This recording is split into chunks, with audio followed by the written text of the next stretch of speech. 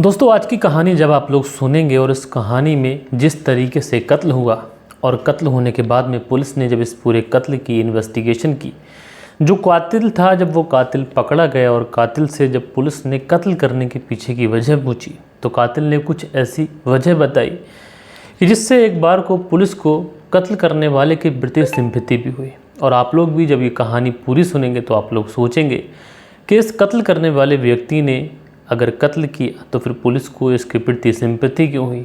अगर कातिल ने कत्ल कर गलत किया तो फिर सही क्या हो सकता था। बहुत सारे ऐसे सवाल हैं जो इस कहानी के अंदर छुपे हुए हैं और इसके सवालों के जवाब मैं आप लोगों से चाहूँगा भी। तो वीडियो के अंत में आप लोग बताएगा कि यहाँ पर कत्ल करके सही किया गया या फिर इसके बीच का कोई रास्ता ऐसा था जो निकाला जा सकता था। दरअसल दोस्तों आज की जो कहानी मैं आप लोग को सुनाने जा रहा हूँ ये कहानी है राजस्थान प्रदेश की। और राजस्थान में दोस्तों आप सभी लोगों को पता है एक जगह पड़ती है जो कि राजस्थान का कैपिटल भी हम लोग बोलते हैं, जयपुर। और दोस्तों इसी जयपुर के अंतर्गत एक थाना पड़ता है आमेर थाना। और मैं बात कर रहा हूँ 25 फरवरी साल 2023 की।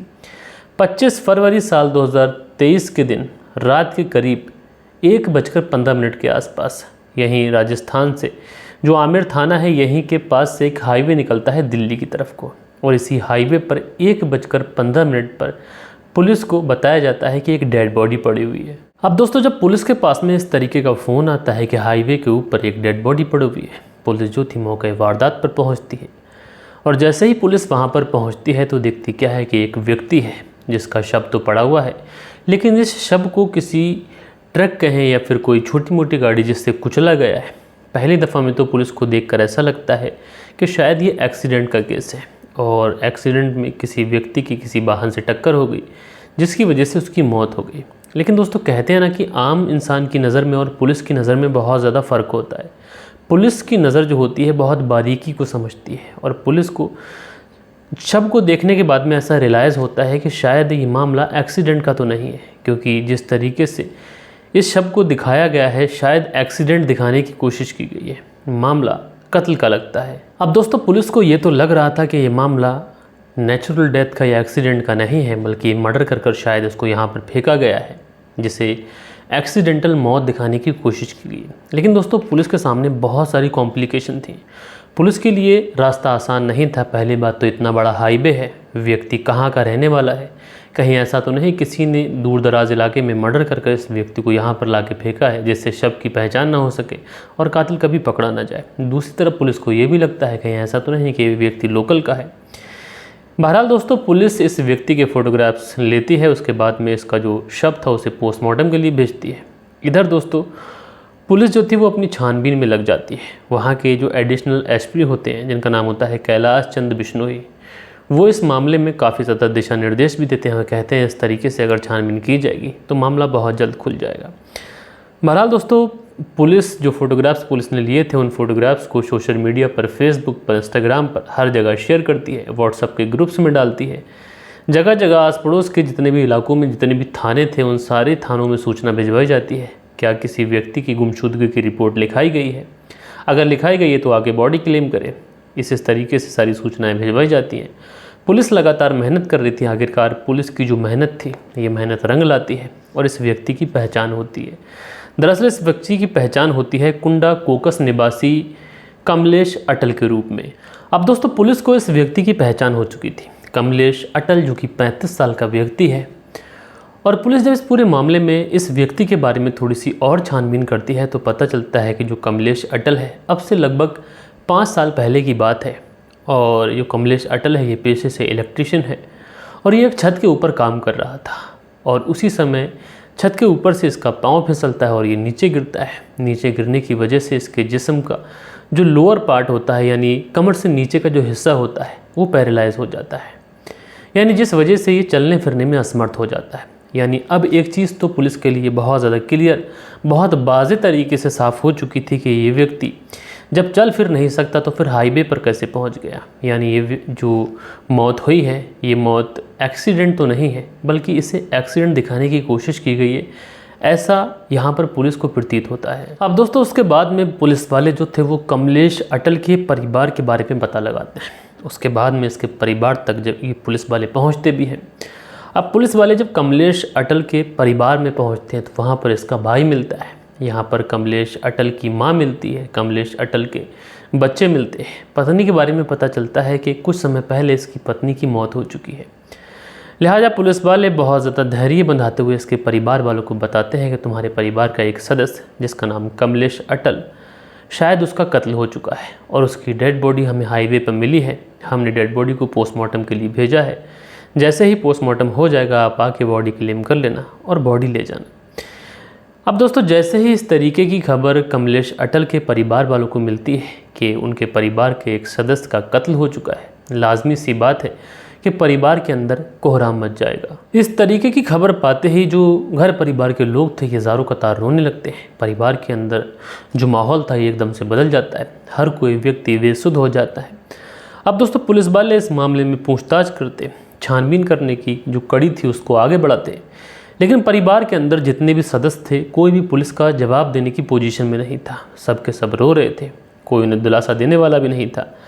लिहाजा पुलिस वाले इस मामले में छानबीन तो करनी थी। जो कैलाश अटल थे उसका जो भाई था उस भाई से बात करते हैं और कहते हैं, बहुत ज़्यादा उसे समझाते हैं और समझाते हुए कहते हैं कि देखो, जाने वाला तो जा चुका, लेकिन जिसने उनका कत्ल किया है, जिसने उनका मर्डर किया है, अगर तुमसे थोड़े से सवाल जवाब हो जाते तो कम से कम कातिल पकड़ जाता और उसको सज़ा मिल जाती।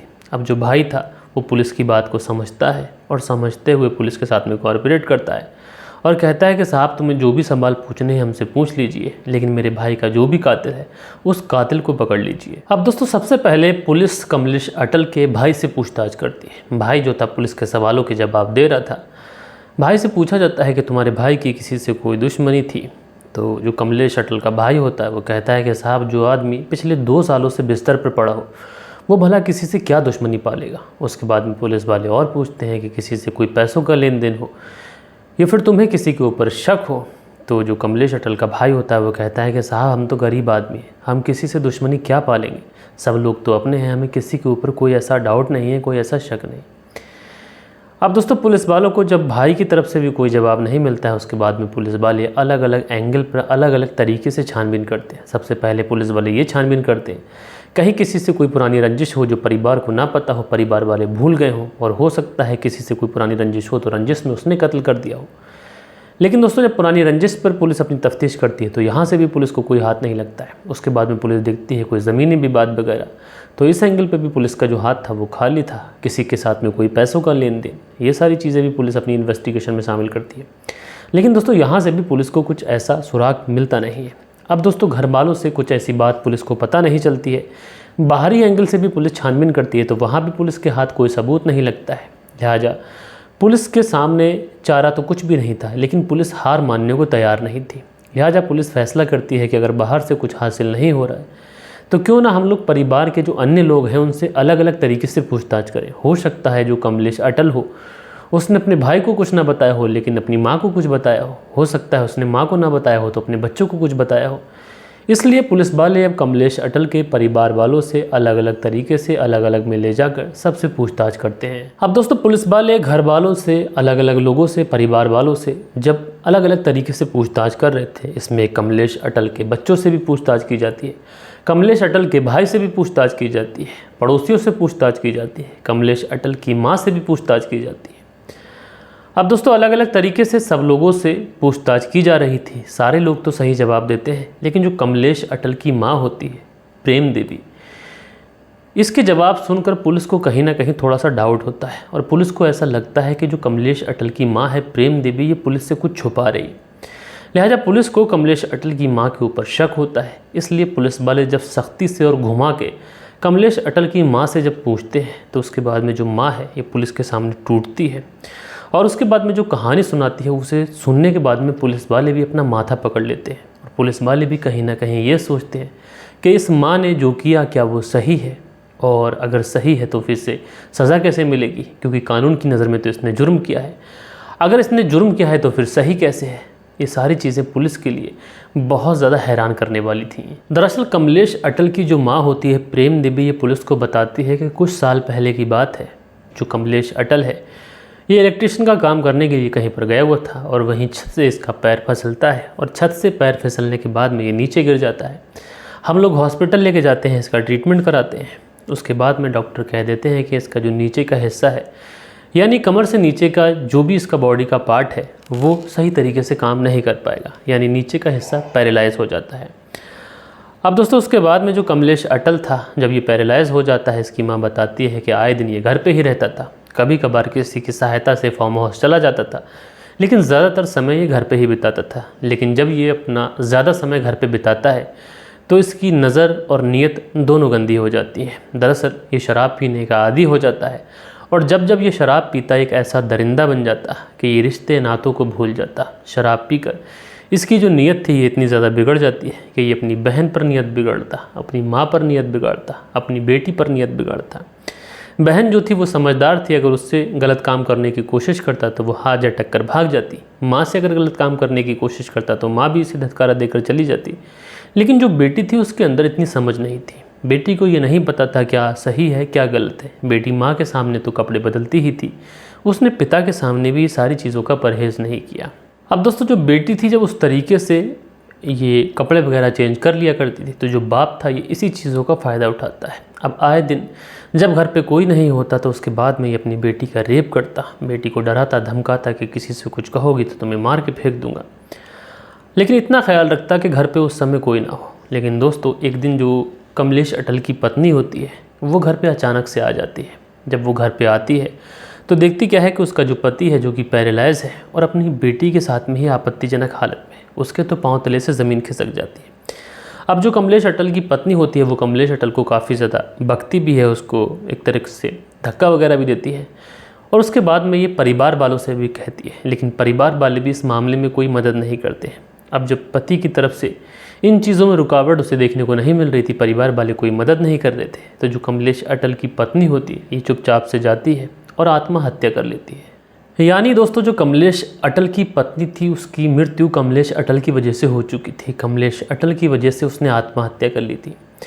अब दोस्तों जब कमलेश अटल की पत्नी आत्महत्या कर लेती है तो उसके बाद में परिवार वाले सोचते हैं कि शायद पत्नी ने आत्महत्या कर ली, इसकी वजह से इसके दिमाग पर थोड़ा सा सदमा लगे और ये सारी चीज़ें छोड़ दे। लेकिन दोस्तों ये सारी चीज़ें छोड़ता नहीं है, बल्कि अब ये और भी ज़्यादा हैवान बन जाता है, क्योंकि पत्नी की वजह से इससे थोड़ा सा संकोच था, लेकिन अब वो संकोच भी दूर हो जाता है।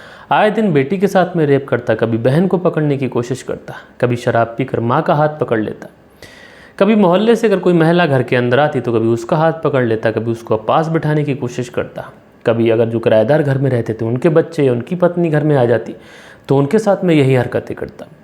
इस तरीके से इसकी जो चरित्रहीनता थी वो इस कदर बढ़ती जा रही थी, जिसकी वजह से जो घर वाले थे वो तो परेशान थे ही थे, पत्नी आत्महत्या कर चुकी थी, लेकिन जो मोहल्ले वाले लोग थे वो भी बहुत ज़्यादा परेशान थे, और सब के सब मन ही मन में यही कहते थे कि इस व्यक्ति को कुछ ऐसा हो जाए जिसकी वजह से जो पूरा यहाँ पर मोहल्ला है उसकी जान छूट जाए। इतना सब कुछ हो जाने के बाद भी जो परिवार वाले थे वो यही सोच रहे थे कि किसी तरीके से जो कमलेश अटल है ये चल फिर लगने लगे। हो सकता है कि जब चले फिरे बाहर की दुनिया देखे तो ये सारी हरकतें बंद कर दे। इसलिए परिवार वाले बैंक से लोन लेते हैं, लोन लेकर थोड़ा बहुत इलाज कराया जाता है। थोड़ा बहुत जो इलाज कराया जाता है वो सक्सेसफुल भी होता है। जो कमलेश अटल था अब ये थोड़ा बहुत चलने फिरने लग जाता है। अब दोस्तों जब ये चलने फिरने लग जाता है तो दिल्ली रोड पर इनका एक फार्म हाउस था, वहाँ पर जाता, बहुत ज़्यादा ड्रिंक करता, और ड्रिंक करने के बाद में जब ये घर आता तो और भी ज़्यादा हैवान बन जाता। कभी बहन को पकड़ता, कभी बेटी को पकड़ता, कभी शराब के नशे में मोहल्ले पड़ोस की किसी महिला को छेड़ देता, कभी किराएदार के बच्चे या फिर उनकी पत्नियों के साथ में हरकतें करने लग जाता, कभी माँ का हाथ पकड़ लेता। अब दिक्कत ये थी कि ये चलने फिरने लगा था, अब और भी ज़्यादा दरिंदा हो चुका था। अब जब इस तरीके की जो हरकतें थीं जब इसकी बंद नहीं होती हैं तो घर परिवार वाले सोचते हैं कि शायद ये बदल ना सके, और इसकी जो हरकतें हैं ये दिन ब दिन बढ़ती चली जा रही हैं। इसलिए घर परिवार वाले लोग बैठते हैं और बैठने के बाद में एक प्लान बनाते हैं। और दोस्तों प्लान ये बनता है कि जो कमलेश अटल है अब इसको इस दुनिया से विदा करने का समय आ चुका है। इसलिए जो माँ होती है प्रेम देवी, चाचा होते हैं वीरेंद्र, और उसके बाद में 2 किराएदार होते हैं, इसमें सन्नी, ज्ञान सिंह, ये सारे लोग मिलकर एक प्लान बनाते हैं। इनके दिमाग में एक आइडिया आता है, जो दिल्ली रोड पर जो फार्म हाउस है, जिस दिन कमलेश अटल उस फार्म हाउस पर जाएगा उसी दिन इसकी हत्या करनी है। लेकिन हत्या भी इस तरीके से करनी है कि जो हत्या है उसको एक्सीडेंट दिखाना है, जिससे कुछ पैसा वैसा भी अगर हाथ लग जाए तो और अच्छी बात है। उसके बाद में प्लान पूरी तरीके से सेट था। बस इंतज़ार था तो इस बात का जो कमलेश अटल है ये अपने फार्म हाउस पर जाए। और दोस्तों उसके बाद में तारीख आती है 25 फरवरी साल 2023। और दोस्तों 25 फरवरी साल 2023 को जो कमलेश अटल था सुबह सुबह अपने फार्म हाउस पर जाने के लिए निकल जाता है। जो माँ होती है प्रेम देवी, चाचा जो होते हैं वीरेंद्र, और जो 2 किराएदार होते हैं, इन दोनों किराएदारों को एक शराब की बोतल दी जाती है। पीछे पीछे से ये भी उस फार्म हाउस पर पहुंच जाते हैं। और जैसे ही कमलेश अटल को वो शराब की बोतल दिखाई जाती है, बहुत ज़्यादा खुश हो जाता है क्योंकि शराब का तो वो आदी था। उसके बाद में ये तीनों लोग मिलकर वहाँ बैठते हैं। सबसे ज़्यादा कमलेश अटल को शराब पिलाई जाती है। एक बोतल ख़त्म हो जाती है, दूसरी मंगाई जाती है, दूसरी ख़त्म हो जाती है, तीसरी मंगाई जाती है, तीसरी ख़त्म हो जाती है, चौथी मंगाई जाती है।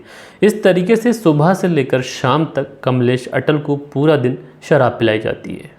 अब दोस्तों जब पूरा दिन कमलेश अटल को शराब पिलाई जाती है तो शराब के नशे में ये इस कदर धुत हो जाता है कि इसको अपना होशो आभास नहीं रहता है। उसके बाद में ये वहीं पर जो खटिया वगैरह पड़ी हुई थी वहीं पर लेट जाता है और शराब के नशे में इस कदर था कि इसको अपना होश ही नहीं था, तन बदन का होश नहीं था।